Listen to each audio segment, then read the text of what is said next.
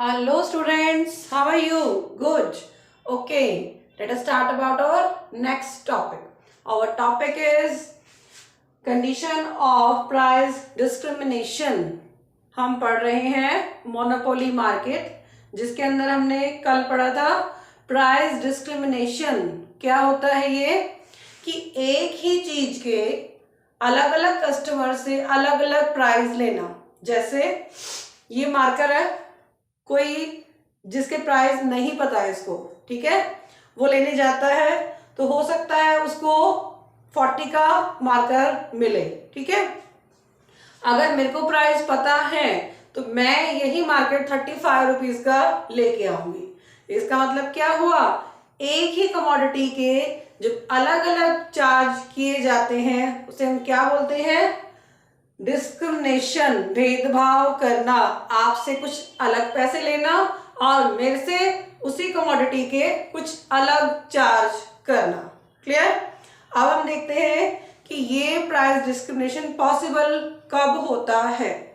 First is existence of monopoly. Monopoly क्या होगा, जिसका सिंगल पर्सन वही कमोडिटी बना रहा होगा और कोई पर्सन उस चीज को नहीं बना रहा होगा तो वो क्या होती है, मोनोपोली.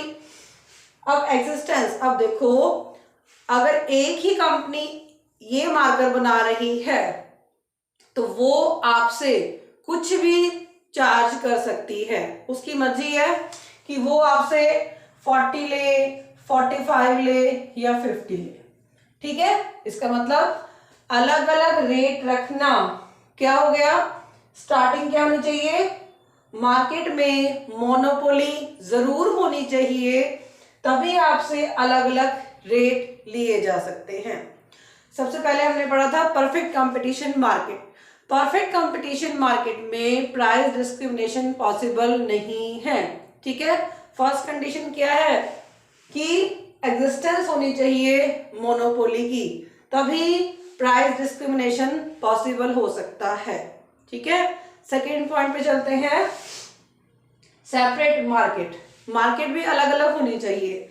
आपने देखा होगा कि जो बस स्टैंड के पास मार्केट्स होती हैं वहां क्या होता है, गांव के लोग आते हैं, वहीं उतरते हैं और सामान खरीदते हैं. एक मार्केट होती है जो शहर के बिल्कुल अंदर होती है. वहां कौन लेता है, शहर के लोग वहां से माल लेते हैं. अब क्या होगा, जो गांव के लोग हैं वो ज्यादा पैसे नहीं खर्चना चाहते. ठीक है, तो उनको क्या होता है, कम रेट पर चीजें प्रोवाइड की जाती हैं और हम जैसे लोग जो ज्यादा पैसे खर्च कर सकते हैं तो हमसे वो ज्यादा चार्ज करते हैं. देखा है ना आपने, जो मार्केट होंगी, लोकल मार्केट होंगी, वहां पर शूज, चप्पल सब सस्ते मिल रहे होंगे. तो यहाँ पर क्या है, मार्केट भी अलग अलग होनी जरूरी है, तभी आप एक ही चीज के अलग अलग पैसे ले सकते हो. ठीक है. Third is difference in elasticity of demand. Elasticity of demand क्या होती है, आपको किसी चीज की ज्यादा जरूरत हो सकती है और दूसरे पर्सन को उस चीज की कम जरूरत हो सकती है. ठीक है, ऐसा होता है ना. अब देखो, किसी घर में 2 लीटर दूध आता है, किसी में 4 लीटर दूध आता है और किसी घर में 6 लीटर दूध आता है. तो ये क्या हो गई, सबकी रिक्वायरमेंट अलग अलग है. तो इलास्टिसिटी का अलग होना मतलब सबकी रिक्वायरमेंट अलग अलग होना.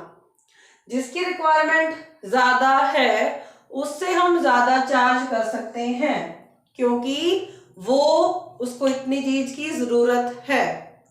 जिसकी रिक्वायरमेंट कम है उससे हम ज्यादा चार्ज नहीं कर सकते. क्यों, क्योंकि वो पहले ही कम चीज ले रहा है.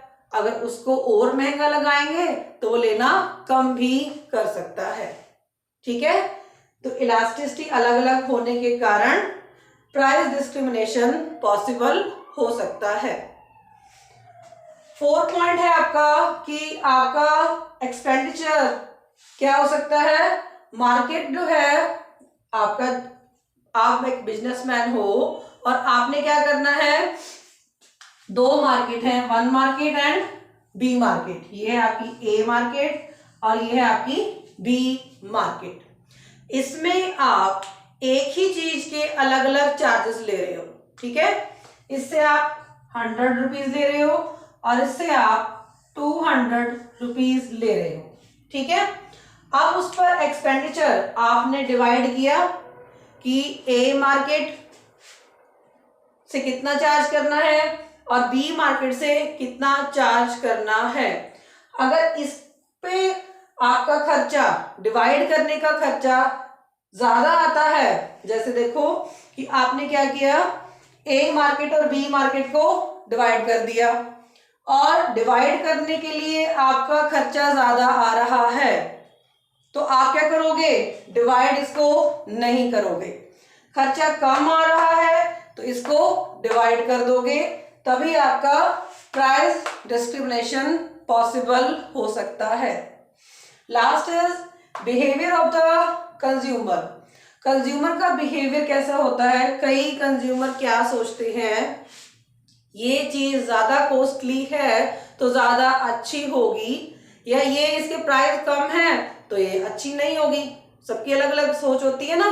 कई ऐसा सोचते हैं कि हमने कुर्ता लिया, उसके प्राइसेस कितने हैं, 100 रुपीज के हैं, तो ब्रांडेड होगा, अच्छा होगा, ऐसा सोच हमारे अंदर आ जाती है ना। और वही चीज हमें कहीं से 500 में मिल जाए तो क्या होता है, हम सोचते हैं नहीं अच्छा नहीं होगा, कुछ ना कुछ माल लोकल होगा, कपड़ा अच्छा यूज नहीं किया हुआ होगा, ठीक है। तो ये हमारी बिहेवियर पर डिपेंड करता है कंज्यूमर के। अब इसको एक और एग्जांपल लेते हैं। चंडीगढ़ में दो मार्केट हैं, सेक्टर 17 और सेक्टर 22, ठीक है। ये मार्केट आपकी सस्ती है और ये आपकी कॉस्टली है, महंगी है। क्यों है, प्रोडक्ट दोनों में सेम होते हैं। ये जो है पोर्श एरिया में है, वहां पर बड़ी बड़ी बिल्डिंग्स, बड़े बड़े मॉल्स, सब कुछ है, तो वही ये सेक्टर 17 के पास है।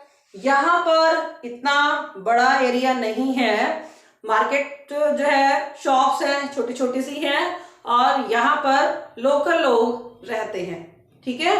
तो यहाँ पर क्या है, उसी चीज के ज्यादा प्राइसेस आपसे लिए जाते हैं और यहाँ पर उसी चीज के प्राइसेस आपसे कम लिए जाते हैं। तो ये क्या हो जाता है, behaviour of the consumer. Consumer का बिहेवियर कैसा है, आप चीज जब खरीदते हो तो क्या सोचते हो कि अगर ज्यादा पैसे खर्च किए हैं तो अच्छी होगी, कम पैसे खर्च किए हैं तो अच्छी नहीं होगी, ऐसा हमारा बिहेवियर हो जाता है, ठीक है। इसीलिए प्राइस डिस्क्रिमिनेशन मोनोपोली के लिए पॉसिबल हो जाता है, ठीक है। इसी कारण से वो हमसे एक ही चीज के अलग अलग पैसे चार्ज करता है। एक चीज ली, वही हमें 500 की मिली, दूसरी मार्केट से वही चीज हमें 1000 की मिल रही है। क्यों, क्योंकि हमारा बिहेवियर ऐसा है, ठीक है। आई होप आपको टॉपिक क्लियर हो गया होगा। कोई भी डाउट है तो आप कमेंट बॉक्स में जाके राइट डाउन कर सकते हो। Okay, have a nice day.